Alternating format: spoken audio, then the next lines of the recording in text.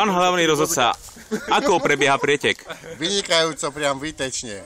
Myslíte si, že by bolo vhodné niečo vylepšiť? Samozrejme, streľbu Michalovského klubu na čele s Michalom Hostovičakom. Môžete mi povedať dôvod, aby som mu vedel odkázať? Lebo nevie dobre strieľať, aj keď trénuje 300 000 nabojov, vystrelil tento rok a je to otras. Ako viete, že strieľa 300 000? Vy ste ich robil, alebo videl ste, ako vystrieľal? Máme informácie, že Pálo Orlej mu perie nábojnice a nestíha prať. Môžem poprosiť zdroj informácií, ktorý videl, ako strieľa toľko nábojov, nie nábojnica, ako strieľa toľko nábojov.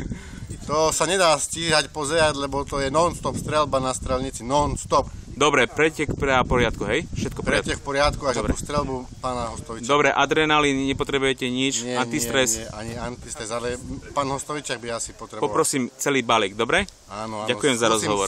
Skúsim sa zabezpečiť, aby na budúci pretek už mal. Ďakujem za rozhovor. Ďakujem. Ďakujem aj ja. Dovidenia.